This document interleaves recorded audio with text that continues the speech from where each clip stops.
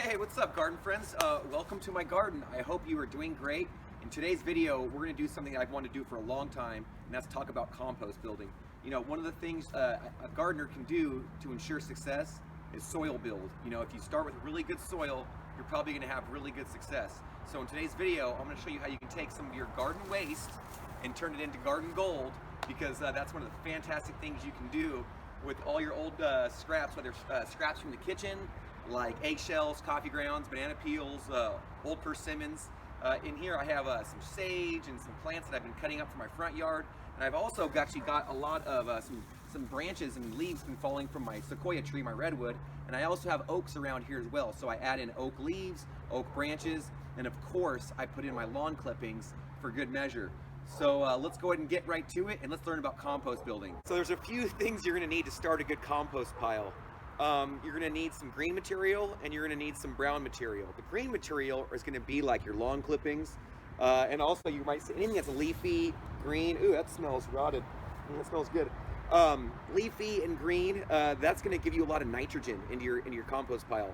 A lot of your carbon material is going to come from your brown material. That's like dried leaves, dried branches, all your sticks and twigs. That's going to give you a lot of good carbon. Now, of course, you're going to want to add a little bit of pre-existing soil, and that's going to introduce some microorganisms that are really going to help make your compost pile thrive. Every compost pile needs to be a certain size. Do you know what the minimum size to a good compost pile is? Oh, wait. At least 3 feet by 3 feet by 3 feet, right? So that's like a cubic yard. It's about 27 cubic feet. Like I said, 3 feet tall, 3 feet wide, 3 feet deep. That's as small as you want to go with a compost pile. Any smaller than that, and you're running the risk of the compost pile just kind of being a small pile of twigs and stuff. It's not going to have enough mass, enough size to really generate enough heat from all the breakdown of microorganisms in there for that decomposition to really take over and take place, for it to become a hot compost. And that's what you really want. That way, because that speeds everything up and it really completes the whole process a lot faster. And so let's take a quicker look at some more things that we add to this compost pile.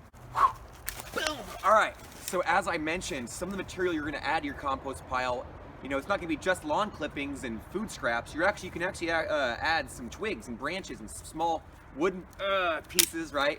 Just kidding. To your garden, because this is actually going to add a lot of necessary material to your compost pile. Because if you have just one thing in there, you're going to find it's not really a well balanced when it all breaks down back into some good black earth. So you're going to want to add some sticks and twigs. Sometimes at the school we do a lot with our fruit tree branches that we add back, as well as the brush that we cut from all of our pollinator gardens and landscapes, because all that material is valuable to us. We don't want to have to pay money to have it taken away. We want to keep it on site and chop it up, work it, put it all together, let the microbes take over, what we call the FBI, right? Anyone know what the FBI stands for when I'm referring to the compost pile? Fungus, bacteria, and vertebrates. Those are the three main classifications of different categories of organisms that are in this pile that are breaking down all this organic matter. So we got sticks and twigs and branches, right? Lots of carbon. And so in here I've got, like I said, a lot of green material for my lawn. And actually when you use a lot of that, you'll notice right away, because when I pile it up, that typically tends to generate a lot of heat right away. And so when I have a good pile of leaves in here, a couple days go by and you'll go in there and you will feel heat pouring out of the pile. Actually, I'd be really curious to find out what the temperature is in this pile. All right, garden friends, I made it back to the school. I'm at my school garden here, and we have a massive compost pile, at least massive for most people. It's about, it's a little bit taller than me. It's probably like 10, 12 feet across in each direction. So it's pretty good size. At home, the smallest you can have your compost pile, as we probably already talked about, is 3 feet by wide, 3 feet tall, 3 feet deep, about a cubic yard. That's the smallest you can go. Any smaller than that, and you're just not going to get enough mass in there to generate enough heat to really get that bacterial breakdown that you really want. So temperature is really important in your compost pile, and the more material you add to your compost pile, the more you're going to feed the microorganisms in that pile. We talked about there's the FBI in your compost, right? There's fungus, bacteria, and vertebrates, right? And those are the things that are actually the living organisms that are kind of populating these piles, and that they do the magic of just how they live, and they're the ones that are breaking down and decomposing this material into usable compost for us, which is incredible, because you see sticks and leaves and twigs and branches and grass clippings It's kind of like trash in a way, but when we put it all together and the microbes get to work in there with the fungus and the invertebrates, like I said, magic kind of happens. But it's not only magic, it's science, which is incredible. And the science of that is that they nibble at it, they break it down. There's actually different types of bacteria. You got your mesophilic bacteria that are really active when the pile is kind of cooler, 70 to maybe 100 degrees Fahrenheit. And then so they'll kind of start to break down the pile, break down your material, and as they break it down, they're actually going to generate some heat energy. And as the temperature kind of warms up, that's why I got this thermometer. It's actually compost thermometer. And as that heat energy warms up, other types of bacteria, like your thermophilic bacteria, they love the heat. So they love it when it's like 110, 160 degrees Fahrenheit. They go crazy. And so that's when they're eating and reproducing and just going nuts. They're loving it. That's when they metabolize like really well.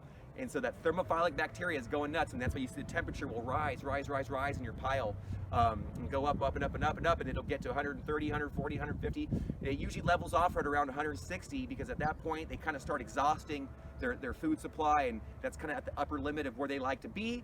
And then so as they start to die off, the temperature in your pile is going to cool down, and that's okay. But that just tells you that it's kind of like ding, that compost has kind of finished a stage, and now it's kind of it'll cool down, and then that mesophilic bacteria will then begin to reproduce and take over, and begin to populate the pile and begin to consume what was left. And then what happens if you don't add any material? That temperature will stay kind of on the lower side. But if you want that temperature to rise back up, you're going to have to feed that pile with more material, more browns, more greens, right?